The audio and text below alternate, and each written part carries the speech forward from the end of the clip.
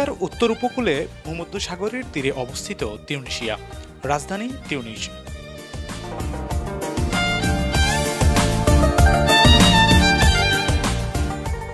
১,৬৩,৬১০ বর্গ কিলোমিটার।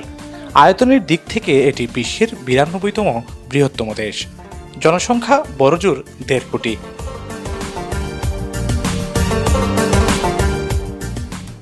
১৮৮১ সাল থেকে তিউনিসিয়া ফ্রান্সের একটি উপনিবেশ ছিল। ১৯৫৬ সালে তিউনিসিয়া স্বাধীনতা লাভ করে। দেশটির রাষ্ট্রধর্ম হচ্ছে ইসলাম। প্রায় সব তিউনিসীয় নাগরিক মুসলিম। ১৯৬০ সালে তিউনিস বিশ্ববিদ্যালয় স্থাপিত হয়। দেশটির প্রধান নদী মাজারদা। বহু আগে এই দেশের নাম ছিল আফ্রিকিয়া। প্রাচীনকালে তিউনিসিয়া বর্বর জাতির আবাসস্থল ছিল। মুসলমানরা তিউনিসিয়া জয় করে ৬৯৭ খ্রিস্টাব্দে। আরব বিশ্বের একমাত্র গণতান্ত্রিক দেশ তিউনিসিয়া। মানব উন্নয়ন সূচকে দেশটির অবস্থান উপরের দিকে। দেশটির প্রায় ৮২% প্রাপ্তবয়স্ক মানুষ পড়তে এবং লিখতে জানে।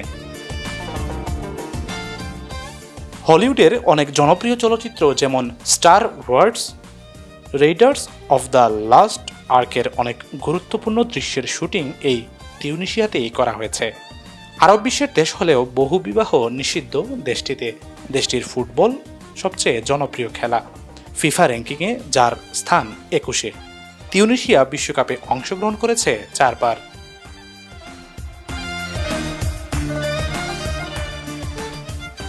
দেশটির জিডিপি প্রায় ৪২ মিলিয়ন মার্কিন ডলার এবং মাথাপিছু আয় প্রায় ৩,৫০০ মার্কিন ডলার।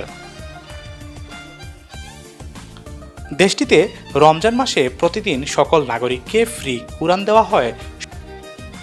গত কয়েক বছরে তিউনিসিয়ার অর্জন অনেক।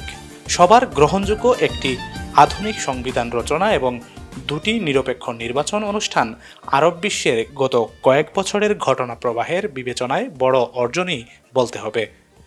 তিউনিসিয়ার একটি বিখ্যাত মসজিদের নাম কাইরুয়ান জামে মসজিদ।